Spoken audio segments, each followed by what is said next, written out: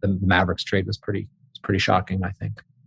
Yeah, let's start with that because he used to work for the Mavericks, but more importantly, like the Porzingis piece of it yet, because to me, it just seemed like they were kind of just getting out of the Porzingis business and taking what they could get, and that maybe they just didn't trust him physically anymore, and that if you could turn him into 2 smaller contracts, hope that Bertans made a miraculous comeback into the shooter he was 3 years ago, and then Dinwiddie gives them at least a backup guard who could do some stuff. To them, that was just more palatable than rolling the dice with Porzingis for even 3 more months. It just seemed like they wanted out. Yeah, I think there's definitely, I mean, you kind of nailed it. It's certainly a lot easier to trade one smaller contract to 2 smaller contracts than one big contract. I don't know. A lot of people are saying this Bertans contract's like one of the worst contracts in the NBA. I just don't see it. I mean, I don't see how it's a bad contract. He's only getting $16 million a year. Last year of his deal, I think, is only partially guaranteed for like $5 million or something. And then there's also, like you even mentioned it, like if he can get back to be the shooter he was 3 years ago, well, I mean, he really has shot well every year with the exception of this year. It's not like he shot 40%, I believe, last year. So he doesn't have to get back to the guy he was 3 years ago. He just has to get back to the guy he was before this year. And I think like when you're primarily a 3-point shooter, as teams have witnessed, I mean, the variance, if you're shooting almost all your attempts from 3, there's going to be massive variance in like a 30 or 40 game sample. So, I don't know. I mean, for me, I think as an outsider, I think part of it is they want to retain Dorian Finney-Smith. They want to retain him and also, I guess, be able to offer Jalen Brunson a contract in free agency. And so doing that and having the KP contract on the books made that difficult.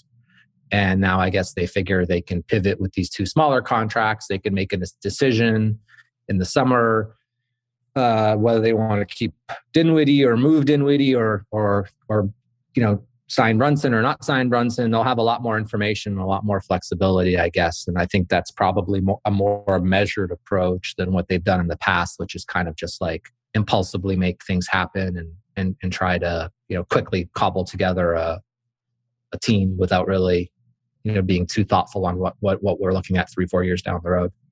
Well, it seems like the team they have now is just space for Luka, right?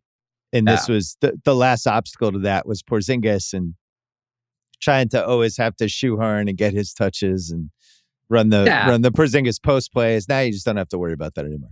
Yeah, it just frees you up a little bit more. I mean, look, the part that people don't really talk about enough, I think, is that he has been compromised physically for a number of years now. And like, especially last year, he wasn't 100%. I think that seems obvious.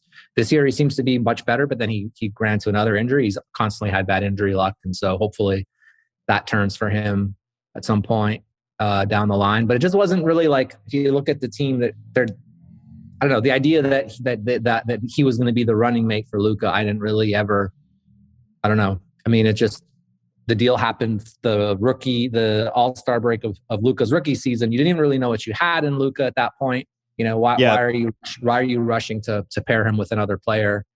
But yeah, they're moving on from it. I mean, the team is playing well. They're defending at a very, very high level. If you watch them play, they seem to be a lot better than they have in years past. And so that's definitely a bonus for the coaching staff, which I think a lot of people were mocking the head coach decision that they made. And now it seems to be, team certainly is playing better. So there's that. I'm taking the loss on the Porzingis trade, the original one to Dallas, because I was a huge fan of his. I think the part I underestimated was he just never recovered from that knee injury, which I think as I try to, I'd like to think I'm still getting smarter about basketball even as I get older. But I think one of the things I would really worry about, and maybe I wasn't worried about it enough, is just when you have these super tall guys, when they have that first really bad injury, I think, we've seen it just in general with Yao and with Ralph Sampson and Arvydas Sabonis and these big ass dudes. Now, Embiid is kind of an outlier, right? Because Embiid has been able to play 75 to 80% of his games, and he seems like he's in good shape.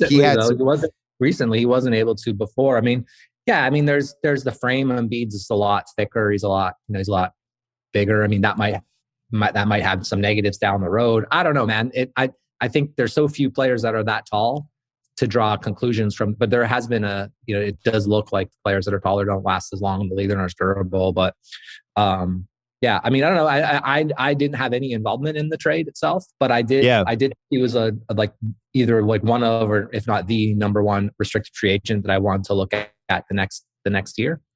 And so that was kind of my input on the deal. I think I sent an email a couple weeks or maybe a month beforehand, just like ranking the restricted free agents that were coming up, and he was up there near the top. And then I wake up one day and then we've got Porzingis on the roster, which is, that's kind of exciting. I definitely wasn't disappointed when it happened. I think there's like a couple things you can look at. Like, one, it's a huge contract. You better be sure that the two can fit together. The other thing is like I didn't understand, and then this will be the last little bit. I think we can talk about this, but the part that I didn't understand is like, what was the people haven't really talked about, what was the need to sign him to a 5-year deal? You had his whole point of making the trade is to have his restricted free agent rights. He's got injury concerns. Sign him to a 4-year deal. Maybe if he agrees to a team option, probably not. I don't know. But just the idea that I get that you want to like show appreciation and give him a 5-year contract, but that became the most difficult part because that 5th year, fully guaranteed for a player who has injury history is just, I mean, kudos to the ownership for wanting to stand up and do well by their players, but it didn't seem like it made sense. No one else could offer him 5 years. We were just kind of competing against ourselves in that regard. But it's kind of what happened. Well, it's interesting because Phoenix was in a similar situation with DeAndre Ayton, right? Before the season started, and they decided to punt on it until the summer. Sure. And I think I'm not the only one who heard there were whispers of, I don't think they were trying to trade him before the deadline, but I don't think they were slamming the phone down. And in general, it raised flags for me because, I like the Bridges extension more than you, but you basically have 3.5 max guys if you're going to give 8 in an extension, if you include Paul and you include Booker. Sure. And we've just seen that. We've never seen that Phoenix owner ever want to spend that kind of money. So in general, them shoving off that decision to next summer, them not extending Jalen Smith for a 3rd-year option, that's like just a no-brainer. Like, hey, you never don't renew the 3rd-year option unless the guy has like legitimate issues. And it stinks to me of cost saving, which is why I think, like, I really wonder, like, could this be the last season we see with this fantastic Phoenix team with all those pieces in place? Maybe I'm wrong, but I think there's at least a slim chance that next year's team will look different. Yeah, definitely possible. I mean, I don't know where you got the just on Bridges. I love the Bridges deal. I don't have any problem with the Bridges deal. I've always been a Mikal Bridges guy, even back to when he was in college. So yeah, I don't know. I don't think I've ever. I got it from our text because we were arguing about it. No, I don't know. I mean, I think like I definitely didn't say that they paid too much for him. I just thought it was like the timing of it wasn't necessarily ideal. All right. Yeah. But there's whether the team will be able to be the same team next year, who knows? I mean, Chris Paul is also still getting it up there in age. I think the thing about centers is like a guy like, obviously Ayton's very valuable to them. Do you want to lock up a lot of money on centers when, as you mentioned, like the wings are the real value in the league? Like if you just need a bunch of wings, a lot of teams are going to, there's very few teams that need, or very, very few opponents that require a big center to combat, like Embiid's probably and Jokic. Those are the two guys that you have to game plan for as centers. The rest are just kind of like, the difference between a guy making 25, 30 million a year versus a guy making like the mid-level at the center position. There's not a whole lot of difference. So do you really want to invest that much money in bigs unless they're like absolutely dominant offensively or defensively? You and I agree on this. It seems like, I think that's one of the ways the league has changed dramatically in the last 8 years, where the center, just the salary for the average decent center has just cratered, because you can only, it's the days of like the Roy Hibbert Eastern finals, like those days are long gone. You don't really need more than 2 centers on your roster. You can't really play more than one big guy at a time. The only team that really has been able to pull it off this year has been Cleveland. So when the Celtics signed Robert Williams to their extension, which I think was like 4 years, 48. And I was like, Jesus, like this guy can't stay on the court and we're overpaying for that position. And I was dead wrong. Like he made a huge leap this year, and he's been a really valuable asset at, I think it's $12 million a year. Like it's an absolute bargain. But then there's many other cases where you're like, oh my God, That guy's making 12. That guy's making 15. It's rough. It's a tough one.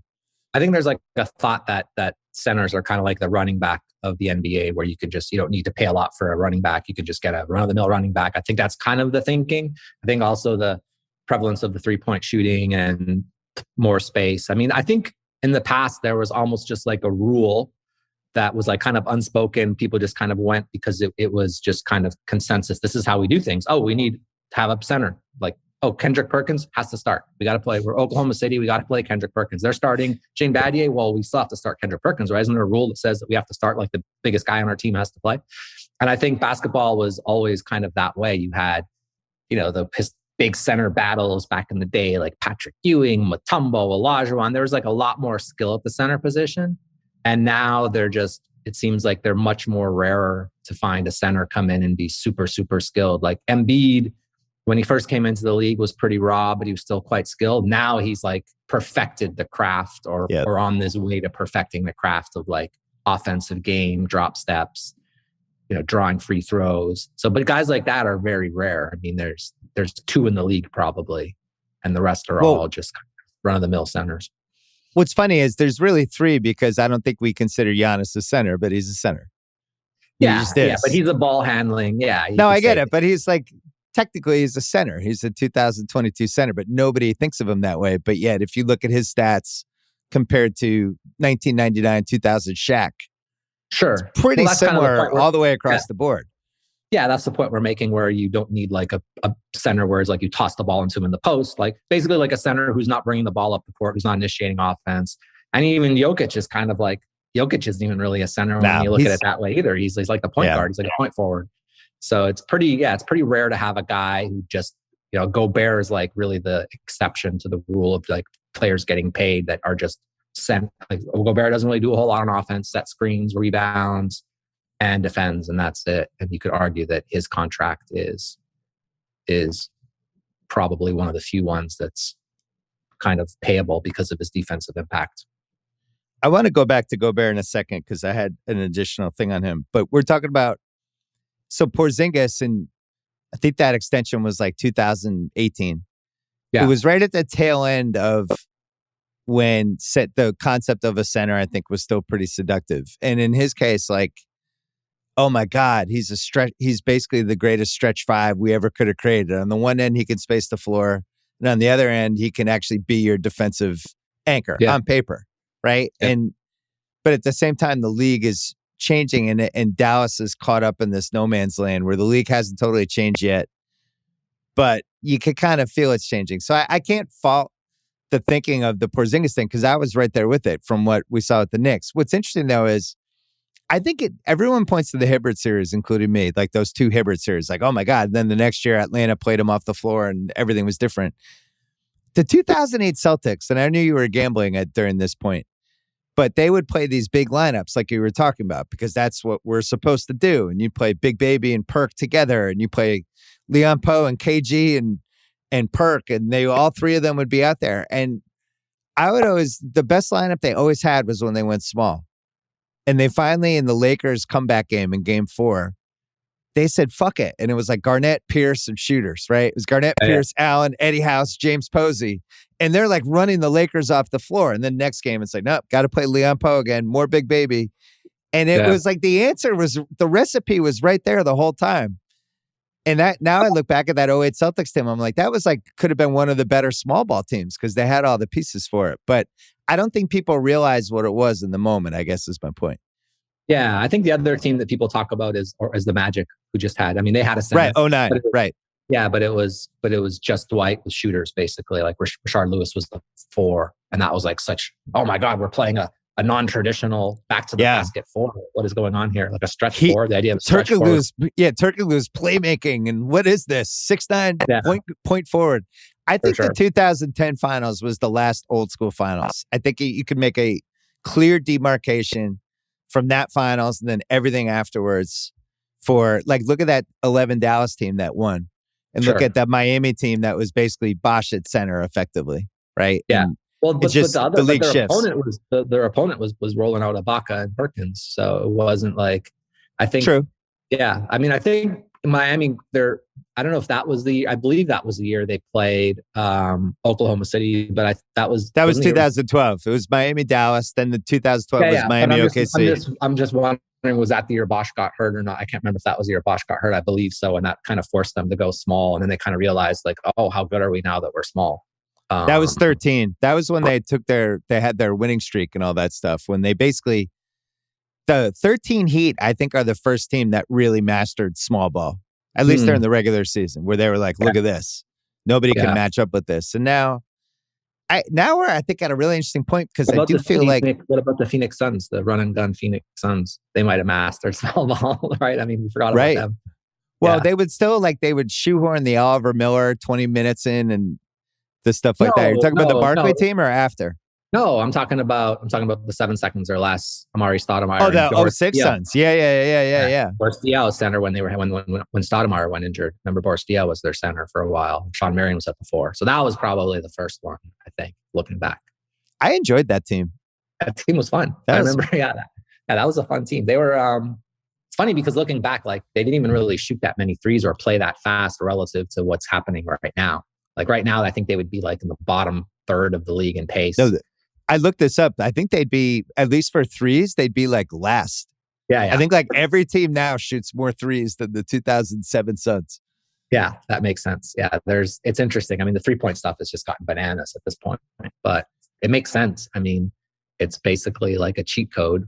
I don't know if you play video games, but if you ever played video games, they do patches to update flaws. Oh, yeah. So they would have nerfed the 3-point shot a long time ago if it was a video game. They'd be like, oh yeah, this is just too overpowered. We gotta take this out of the game. If it was a video game because it's just too much of a cheat code. But it's interesting to see the teams go that way. The Spurs, it's so funny how they had all the pieces to have this incredible dominant small ball team in the entire 2000s, right? With Duncan. And they've Duncan, Manu, and Parker by 2004. And at that point, all they had to do was just add shooters and maybe a hybrid 3-4 kind of Thad Young body type guy, and maybe a backup center who could play 10 minutes a game, and that's it. But you weren't thinking about that back then, right? But on paper, all they had to do was just keep adding shooters. I guess they tried with Richard Jefferson. He just didn't play well there. But it's fun to look back at some of those teams and be like, oh, if they had all the information we have now, what would have been their one or two moves, because they just wasn't the mentality back then.